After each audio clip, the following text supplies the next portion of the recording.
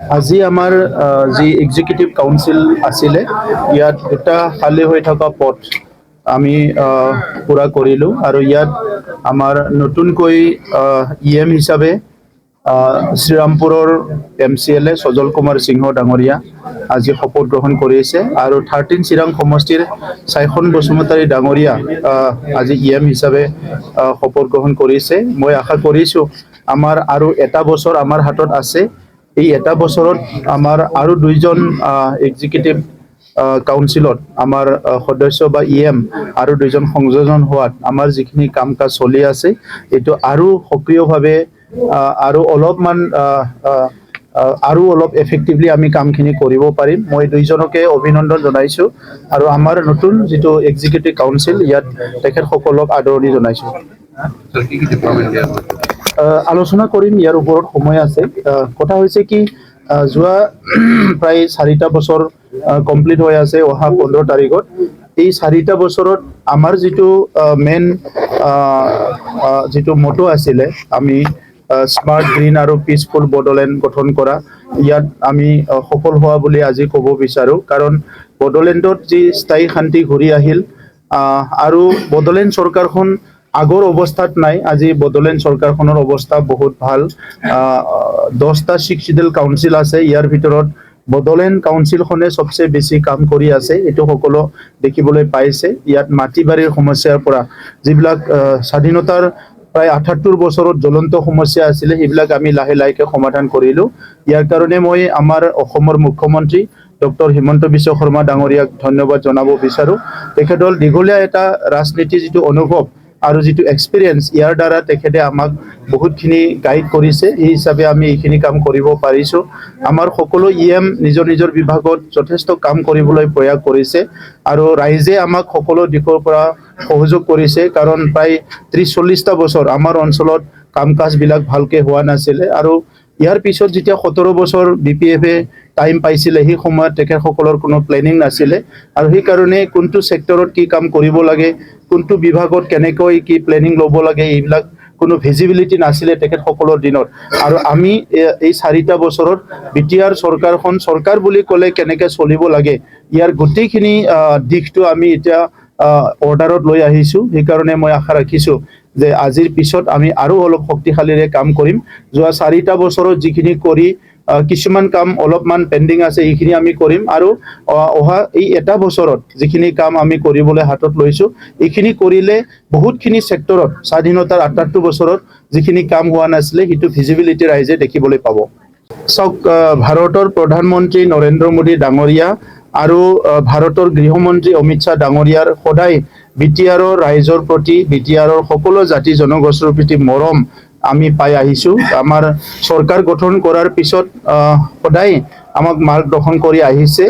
আমাৰ BTR চুক্তিৰ কিছুমান দফা ৰূপায়ণ হ'ব লাগে, বিশেষকৈ সংবিধানৰ 125তম আমাৰ যিটো সংশোধন এইটোক লৈ পেলাই আমি যোৱাকালি গৃহমন্ত্ৰী ডাঙৰীয়াক লগ কৰিছিলোঁ আৰু তেখেতে কৈছে যে ইয়াৰ ড্ৰাফটিঙৰ কাম চলি আছে, অতি শীঘ্ৰে সেইটো পাৰ্লিয়ামেণ্টলৈ লৈ অহা হ'ব আৰু তেতিয়া সেইটো পাছ কৰাৰ কাৰণে প্ৰচেছটো ইতিমধ্যে বহুতখিনি আগবাঢ়ি গৈছে আৰু 125 এমেণ্ডমেণ্টটো যদি হৈ যায় অকল বড়োলেণ্ড নহয় উত্তৰ পূৰ্বাঞ্চলৰ 10খন যিটো আমাৰ 6 চিডেল কাউন্সিল আছে সেইটো অধিক শক্তিশালী হ'ব আৰু বহুতখিনি কাম কৰাৰ কাৰণে সুবিধা পাব। আৰু ইয়াৰ লগতে বাকী যিবিলাক ইছ্যু আছে এই অঞ্চলত স্থায়ী শান্তি সদায় ইয়াত ৰখাৰ কাৰণে আৰু যিসকল আমাৰ সশস্ত্ৰ দাদা ভাইসকল অকল বড়ো নহয় বিভিন্ন জনগোষ্ঠীৰ যিসকলে অস্ত্ৰ জমা দি পেলাই এতিয়া ঘৰত আছে, নিজৰ পৰিয়ালৰ আছে, সেই সকলৰ কিছুমান পেণ্ডিং সমস্যাবিলাক আছে যিটো নেকি আমাৰ মুখ্যমন্ত্ৰী ডাঙৰীয়াই তেখেতৰ লেভেলত বহুতখিনি সমাধান কৰিলে আৰু এটা দুটা কেছ ৰিলেটেড আৰু কিছুমান কথা আছে সেইখিনি তেখেতৰ লগত পাতা হৈছে আৰু তেখেতে সম্পূৰ্ণভাৱে এইখিনি অতি শীঘ্ৰে সমাধান কৰাৰ কাৰণে কথা দিছে। খুব ভাল লাগে যে আমাৰ যেনেকৈ BTR-ৰ চিফ বড়ো ছাৰ আৰু অসমৰ চিফ মিনিষ্টাৰ হিমন্ত বিশ্ব শৰ্মা আমাৰ প্ৰতি চকু ৰাখি পেলাই যে আমাক এপইণ্টমেণ্ট কৰিলে, ইয়াৰ কাৰণে আমি পোনপ্ৰথমতে ধন্যবাদ যাচিছোঁ। আশা কৰিছোঁ যেনেকৈ সংবিধানত আছে সেইখিনিত সংবিধানত থাকি পেলাই কাম কৰি যাওঁ ভাবিছোঁ। প্ৰথম কাম কৰিব বিচাৰে? এইটো এতিয়ালৈকে ডিপাৰ্টমেণ্ট ৱাইজ আমাক ডিক্লেৰেশ্যন দিয়া নাই।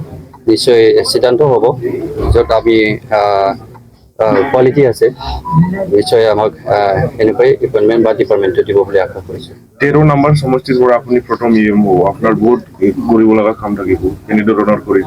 হয়, নিশ্চয়। আমি ক'ব গ'লে 19 years হ'ল আমি PTC গঠন কৰাৰ পিছত পৰা আমি ইএম পোৱা নাই, কিন্তু এইবাৰ আমাৰ APPL চৰকাৰ বা এলায়েন্স NDA চৰকাৰে 13 নম্বৰক ইএম দিলে। ইয়াৰ কাৰণে প্ৰত্যেক ৰাইজে খুব ভাল পাইছে, আনন্দিত। আৰু নিশ্চয় আমাৰ ইয়াত 13 নম্বৰ চেৰাঙত কৰিব লগা বহুত কাম আছে। যেনেকৈ বা যিমান ডিপাৰ্টমেণ্ট ৱাইজত কাম থাকে সেইবিলাকে আমি কৰিব পাৰোঁ। নিশ্চয় আমাৰ প্ৰধান CM প্ৰমোদ বড়ো ছাৰ আছে, নিশ্চয় সহায় কৰিব আৰু গাইড কৰিব। মানে বহুত ভাল লাগিছে যে অলপ আগত আপোনালোকে চাইছে যে আমাৰ বিটিআৰৰ চিফ মহোদয়ে কৈছে যে এতিয়া এবছৰ আছে যে আমি মিলি আৰু ভালকৈ কাম কৰিব লাগিব। মই ভাবোঁ যে মাননীয় মুখ্যমন্ত্ৰী মহোদয় আৰু আমাৰ বিটিআৰৰ চিফ যে আমাৰ ওপৰত যে আস্থা ৰাখিছে, মোৰ ওপৰত মই সততা আৰু নিষ্ঠাৰে কাম কৰি যাম। আৰু মই ভাবোঁ যে মোৰ আজিৰ পৰা গধুৰ দায়িত্ব বাঢ়িছে আৰু ৰেছপনচিবিলিটি লৈ কাম কৰিম, ৰাইজৰ হৈ কাম কৰিম, এইটোৱেই মোৰ মানে বিশেষ আশা আছে। বিভাগটো এতিয়া যেহেতু আজি মাননীয় মুখ্যমন্ত্ৰী মহোদয় আৰু বিটিআৰৰ চিফৰ মানে আমাৰ প্ৰতি আস্থা ৰাখিছে, এখেতে নিজেই গম পাব যে কোনটো ডিপাৰ্টমেণ্টত কোনে যোগ্য। এইখিনি আমাক ডিপাৰ্টমেণ্ট দিব বুলি মই আশা কৰোঁ। ধন্যবাদ।